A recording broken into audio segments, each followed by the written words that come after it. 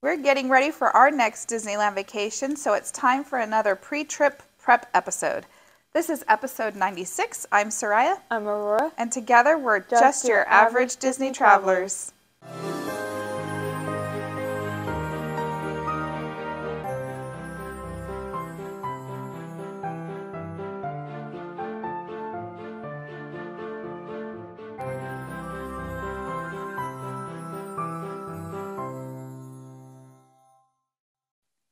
So we did this we did an episode like this right before we did our Disney cruise, and especially then having it be an early cruise after COVID, after cruises starting up again after COVID, there was so much information that was critical and different and ever-changing.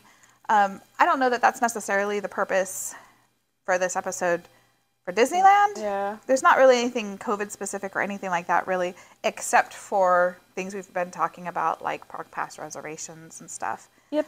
But anyhow, we're going to talk about what to do as you get ready for a Disneyland trip. Because I think a lot of people either are planning to go or would like to plan to go. And so we'll kind of go through a little bit of a checklist and then tell you what we're doing specifically for this trip. To get ready. Yeah. Alrighty. Yep. Shall we begin? Yep. So the first thing on our list, which is what you do, is book early. Yeah. Why would you book early? So then you get like the best of what you want and can afford. Yeah. Because you're more likely to have rooms that you would like, and what other things like do you get? Like a reservation. The availability is usually better. Yeah. Mm-hmm. Yeah, because most of the time, the best priced rooms and hotels are going to get booked first. The most desirable places to stay are going to get booked first. And so chances are that's probably where you're interested in booking as well, because it is most popular. So booking early helps you to get those more desirable locations and rooms and things. If you wait too long, they may get booked out, sold out. It does happen quite frequently. So you don't want to be waiting too long. Nope. All right. What goes along with that? Get tickets and, making park pass reservations. Reverations. Yeah. Yeah. So I keep hearing of, I'm always surprised when people still are waiting to the last minute to plan for trips. I know that a lot of people just don't know. I even before COVID, it was never a good idea to wait to the very last minute, but you could do it. You could be a lot more spontaneous back then. Now it is challenging, and if you wait and try to be spontaneous and do a last-minute trip, there is a chance that you will have very limited options as far as to what parks you can go to.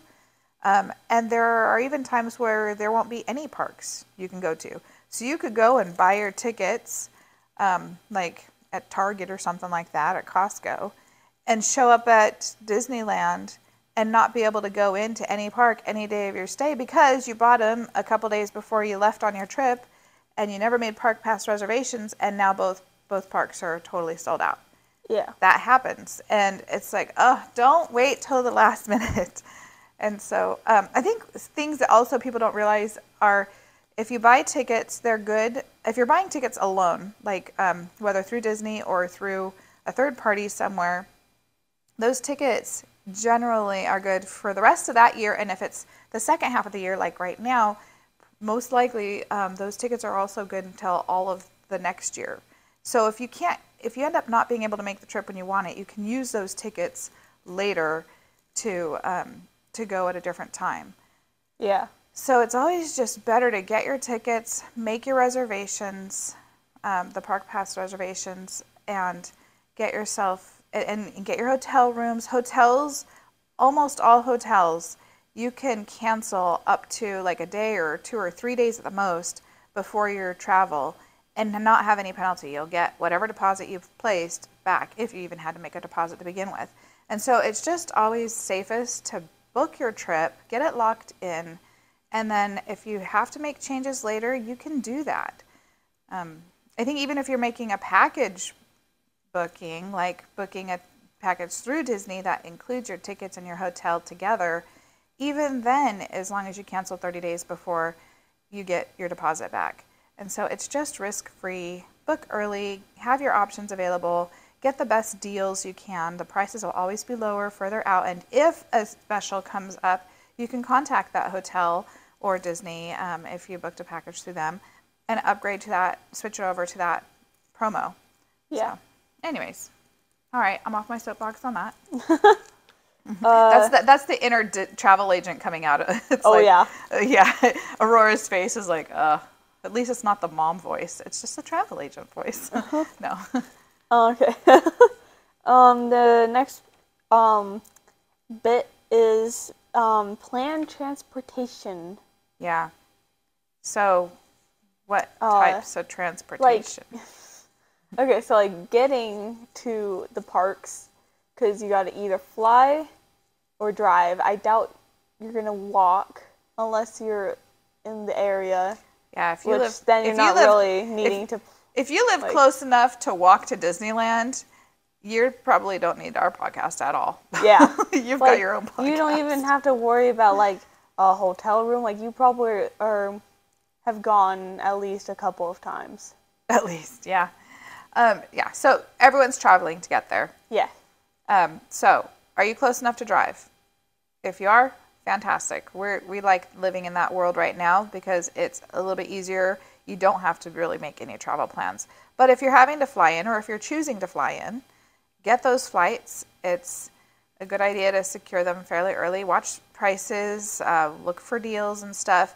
I love Southwest Airlines partly because in large part because it's so easy to change. I can book it as far out as I want, and then if I see a special come up, I can switch it to that special and get the lower price without any penalty. And the difference, I don't get the difference back in cash, like it doesn't go back onto my credit card, but it is available as a credit that I can use later. It used to be that you had to use that credit within a year. I just received an email within the last, couple of weeks saying that travel credit no longer expires.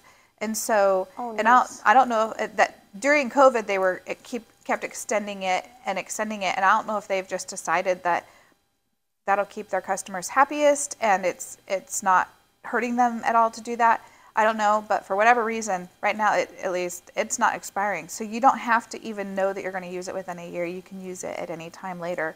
That's Southwest. Not every airline is as easy to do that with. In fact, most of them are not. They do have fees for changing or, won't give refunds. But still, you want to get that booked, and then be aware, how are you going to get from the airport to your hotel? Are you renting a car? Are you going to have a shuttle? Are you just going to Uber it?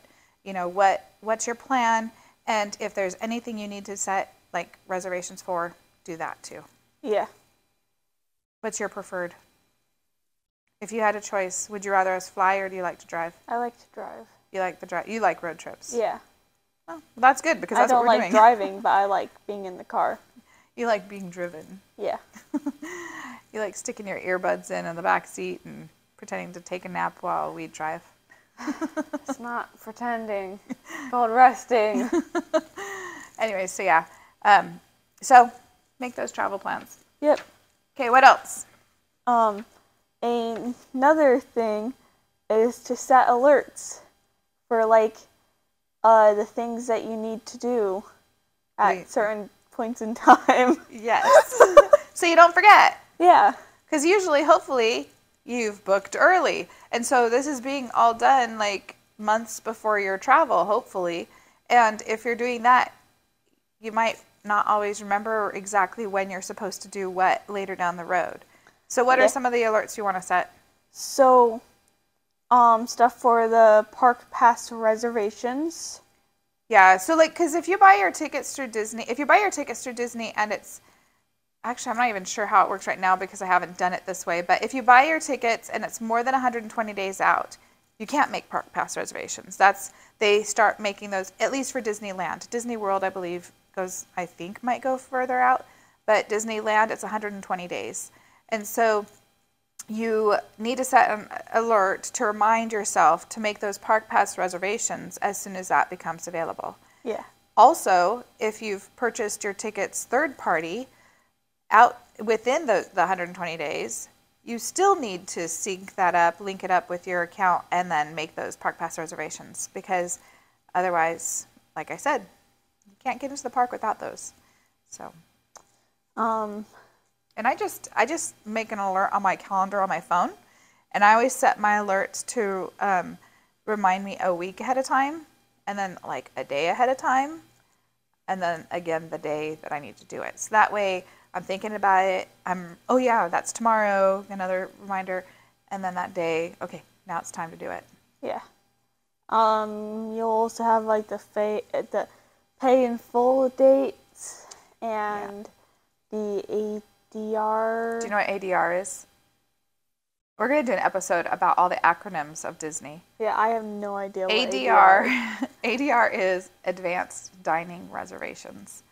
And honestly, this doesn't have to be dining. Sometimes it's tours or other special events.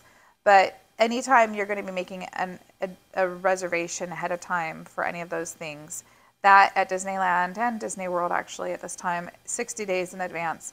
And then any pay in full dates, that's going to vary. Those pay in full dates are going to vary based on where you've booked, how you've booked, what kind of package it is, if it's a package, all of that. But whatever deadlines you have according to your travel, what you've booked, put it down somewhere on your calendar, whatever, get some alerts going, make sure you don't miss those dates. Give yourself plenty of warning.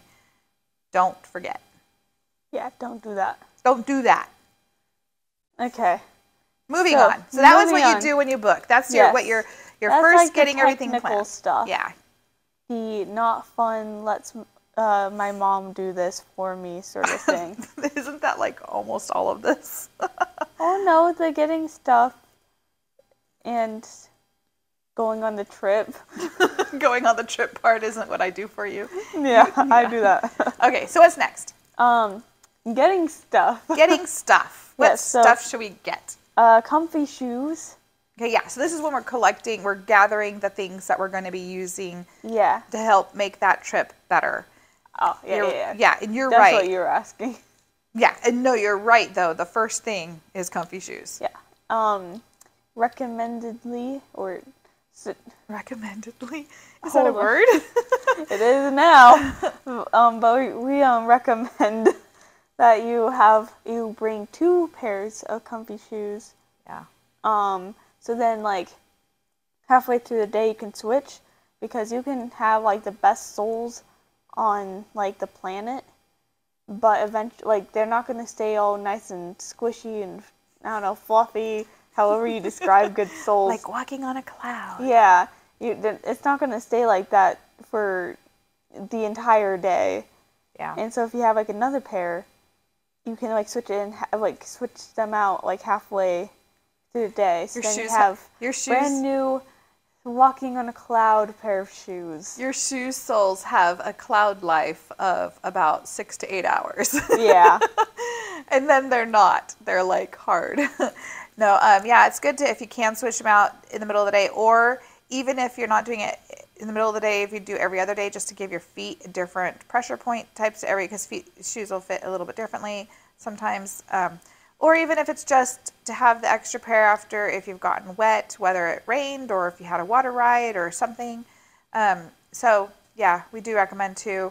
If you're old like me, I always have good comfy inserts as well. Youngins might not need it as much, or maybe they would like it. I don't know.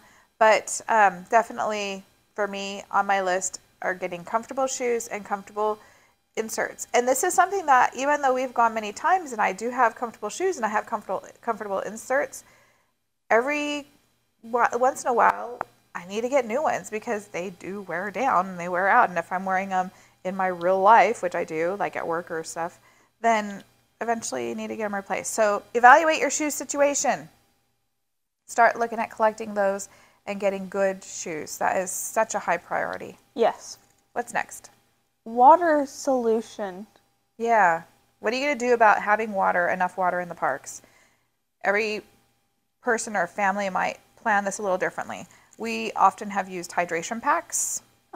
Specifically one hydration pack that we made. Like a big one? If my dad carry. Yep. And your cousins, their family does multiple hydration packs. They're small, that each child can carry their own. So whatever works for you, that's one idea is hydration packs. It could just be that you're going to do water bottles and refill them. When it's just us, and Mom carries around a water bottle, and then I drink out of it. So I become the camel. Yeah. Yeah. Although I don't usually use the backpack. I use the water bottle in my bag. Yeah, you just use a normal water bottle. Yeah, what is that? It's not a camel then. I don't know what that is. But whatever it is, I become it. And you use it. When do you carry water? I want to know. I used to carry water, actually. Yeah, and then you accidentally left your water at, what is that? Universal. It was at Universal Studios. Yeah, but then I got it back. You did, thank goodness someone turned it in. It was right when they were cleaning the bathrooms, so the cleaning lady turned it in, thank goodness. Yeah. It still lives in my day. Like, I still don't take anything off. Yeah, that's true. So anyways, so figure out what your plan is for water. It might even be that you will just go and get water from the quick service restaurants throughout the day. You may not want to carry water at all. That's totally fine so long as you have a plan and then you are going to stick with it because you really want to stay hydrated.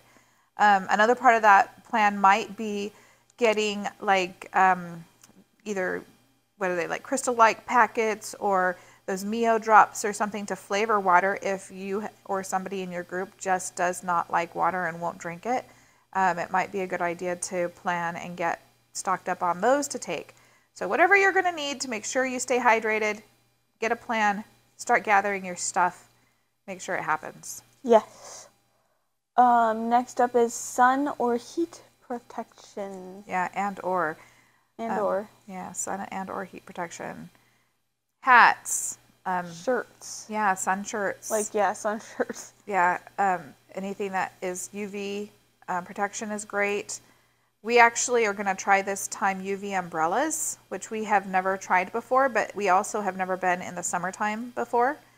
But this time being there where it's going to be warmer and the sun will be hotter and we're going to be there with the baby, we are going to take a couple UV umbrellas to help block those UV rays. Yep. Other ideas are cooling cloths.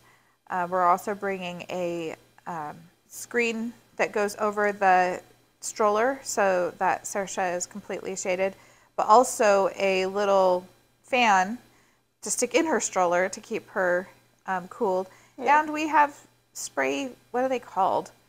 The spray bottle fans? Yeah, the misters. Misters, yeah, misting fans. We're going to take some of those because, like I said, we don't usually go when it's this warm. And even though we live in the desert now, I think it's going to feel warm. So we're preparing for that. Yes. But yeah, you definitely want to do that. Make sure you bring in sunscreen. Did I say that already? I think so. Okay. UV protection. Oh yeah, that falls under that. Yeah. Yes, that qualifies. Okay. So, you might also want to bring like matching or themed shirts or outfits. Yeah, so decide if that's what you're going to do. Plan for it. Yep. See who in the group is willing to do it with you. If there's any. If anyone. Yep. Yeah. Spoiler alert, most dads aren't super thrilled about the idea of the matching shirts. But some of them will still do it anyways because, you know, they're really sweet and kind and they don't want to do it, but they'll do it anyways. But some like to, and then some absolutely will refuse. Mm-hmm. And that's okay, but find out and plan ahead. Trading pins. Bring... Sorry, just my brain. Stop. Okay, like bring like extras that you don't want, like your What did we always? Well, first of all, why would people bring trading pins? Because not everybody knows about trading pins. Just briefly. Oh, so Disney has like a ton of different pins, and so basically. And these are kind of like what you would think of as like little lapel pins. Yeah. But sometimes they're grown. Sometimes they are sold in like sets, or sometimes they're individual kind of or pairs. You know, just kind of they have a wide variety. Yeah. Of different ones. So And so you like will get some throwaway pins, pins you don't really care about, and then like if you see like cast members, like if they have pins, then they kind of have to trade with you. Part of their job. Yeah, you can ask other people if like they have like a lanyard or something. Like other people regularly guests in line. If they want to trade, but they don't have to, and they're going to be a bit more picky about what they trade. Yeah. So what do you mean by throwaway pins? Pins you don't care about. Okay, so how do you get those? And why would you? Well, I guess you're kind of saying why you would get them, but how do you get them? We have gotten a ton on eBay. Yeah. We got what, a 200 pin? I don't even remember now because it's been a while. But yeah, for how much? Like, it varies. So yeah. They have different sized lots of trading pins that you can purchase, and they are, like you say, throwaway pins basically. There will be some cute ones in there that you might, pull aside and say, oh, I like these. I'm going to keep these ones. But the majority of them you're going to trade. They're not going to be like the more common pins, because there's like huge sets, like the Mickey head sets and all of that. So like we say they're like there are going to be a majority of like pins you'll find as throwaways, but like there's a good chance, because I've gotten quite a bit of pins I've liked. Yeah, and it also depends on how picky you are about your pins. That's true. So these are generally inexpensive pins. Even the ones that are cute will be pretty inexpensive pins that you're just getting really cheap, that have been put out in circulation this way to start people up with the collecting. Yeah. And then you take these to the parks with you and you trade them with cast members. And the cast members will also have some, what we're referring to as throwaway pins. They're not really, but they're simple, not so fancy, just simple, cheap, and expensive pins. But they also may have really cool, nice ones. Because you can in the stores, they'll sell really nice ones. These are not cheap. They are expensive. They can be over $20 for one pin sometimes. Oh yeah. But they'll sometimes have those ones. But most of the time, they're going to have anywhere from cheap to maybe low, moderate priced pins on their, whether they're having a lanyard or a board or whatever. But they will trade with you. So if you're interested in doing this, you go and you purchase these at a really low price on eBay. And then you take them and trade them for ones you like better, and you aren't having to pay for that upgrade. You just get to trade them. And so you give them one that you don't want, and they give you one you want, and you get to keep it, and everyone's happy. Yep.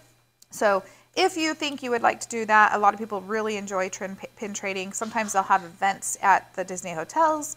But for whatever, if you're just doing it when you're in line as a way to pass time, or if because your kids like trinkets like that, it's a great option, a pretty low price souvenir. And if you're going to do that, plan ahead by getting some inexpensive ones off eBay instead of having to buy a starter set for like $15 or $20 just for 5 or 6 in the parks. Yeah. Okay, so what's next? Ears. Bring them. You want your ears so you can hear. Yes. You do want to bring your own ears so you can hear. But if you think you'll want to wear ears in the park, Mickey ears or Minnie ears or any other character ears, you can purchase them ahead of time, whether it's through Disney or off of like Amazon or Etsy, or make some yourself. You can make any themed ears you want, make them unique and personalized to you.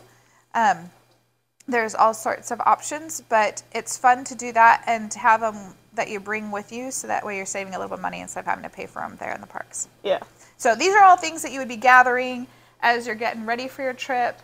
Okay, we have a big storm going on outside. I don't know if any of that's picking up because the wind and the rain and the thunder, and it's kind of a monsoon season here in Arizona, and it's happening. So, but anyways, so gather all of your stuff.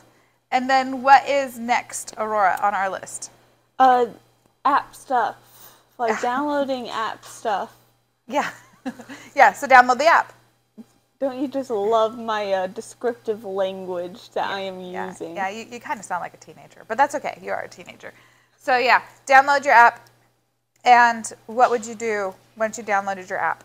I would link my tickets and my reservations or have my mom do it. Which is really what you would do. Yeah. And then she'll come into your room and say, okay, now I need you to sync up with these tickets. And Yeah. And then I hope I remember my password. That's true. So anyone who's going to be getting in, I've heard you can all access the same account at once using different phones. So if you just want to have mom having an account or dad having an account and everyone accessing it the same using the app on their own phones, you can try that. I've also heard sometimes, though, that can get glitchy and might freeze up when you have multiple people trying to use the same account at one time. Also, don't you get, like, less... I don't know what you're asking. Oh, no. Okay, never mind. Because the tickets are separate from the account. Never mind. Yeah. So if you have people with different Disney apps, or not apps, accounts, then they can each log into their own, sync up their tickets. They can sync up everybody's in their groups. That way everyone's still kind of connected. Oh, you might have heard that thunder. I watched that lightning strike hit just a mile or so that way. Anyways, Anyways, so you'll want to link up those, get any reservations that you've made in there in your plans and all of that. But you're also going to want to start playing around with the app. Go look at the map. Get familiar with where things are. Excuse me. And start, knowing how to find things, how to use the features, and get familiar with it. Yes. What else would you do? Play around. Oh, you just said that. I would also check out menus and pricing for dining so then I don't go hungry at Disneyland. Well, it gives you an idea of what your options are going to be. You can maybe start making a list of the things you want, where you want to eat, or maybe even what items you would want to order. Yeah. You'll have an idea of where your kids would find food that they like. Yeah. And getting an idea of how much do you expect to end up paying, because you can see the prices right there. Yes. So just get familiar with all of that. And what I've been doing this last week or so, what's another thing to do? Check wait times a couple times a week, or no. Couple weeks. 1 to 2 weeks ahead. Okay. So yeah, you check out wait times about like 1 to 2 weeks ahead to see like what the wait times tend to be. Yeah. So every day in the last week or two, I've been getting on at certain times throughout the day to see what the wait times are, so I can see what the trends are. So I can see, all right, well, how long are the lines short in the morning when the park first opens? When does it start to get really long? When does it start slowing, getting the shorter lines again? What are good times to go to certain parts of the park? And so doing that a week before, 2 weeks before, so you can start seeing those patterns, will help you make a plan for your trip. So you have an idea of where you'll want to start or how you'll want to navigate the parks when you're there. Yeah. And when you want to start making a plan, you can get as detailed as you want, or you can keep it very, very simple. We don't usually go with detailed plans anymore. We used to.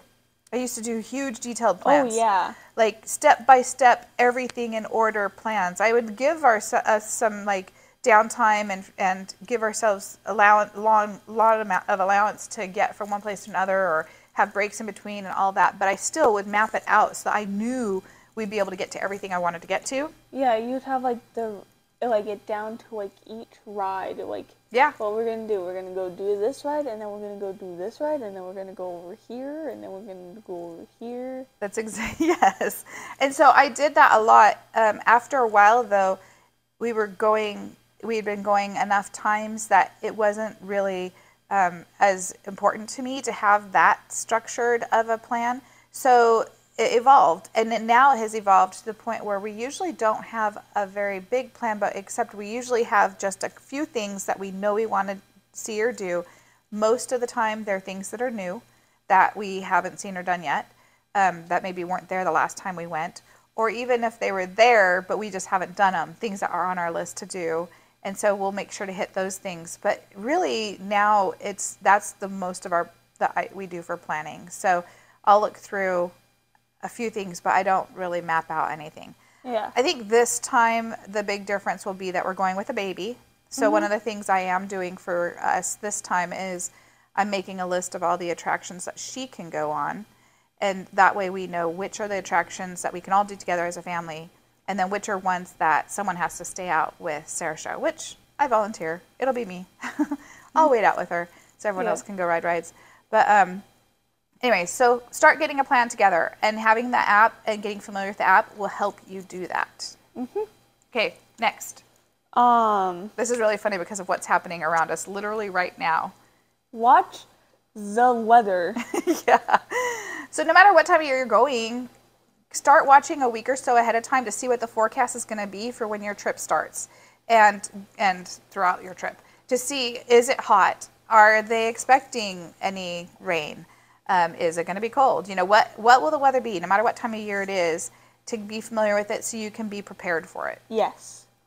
And, yeah. I think Aurora's done. I am doing fantastic. I almost said fantabulous. Like, not even as a joke. We have one last section, and we're going to get through this. Yes, now, I'm going to be. And now's the time where, you know, you're within a few days of your trip. You're watching the weather. Now you start packing. We're not going to go over what to pack, but get packing. And and now it's time to start hyping yourselves up. Getting excited. Oh yeah. So here are the things that we have done specifically for this trip. Again, like I said, we're going with a baby. We're also going in the summer when we don't normally go. So what are some things that we've been doing? We've had a daily countdown. Yep, we've had a countdown. I've been updating every day. Yep. On our fridge. We've been catching up on Miss Marvel because we're gonna see her in the park. In the park, and we want to know like what's been going on, so we're not completely out of the loop. Yeah. So any of the shows or movies that are fairly new, if there's any chance of there being any sort of presence in the park, it might be a good idea to catch up on those. So we've been doing that, and we're leaving in a few days, but by the time this airs, we'll have just gotten home. But in the next few days, we're going to be doing that before we leave. Yeah.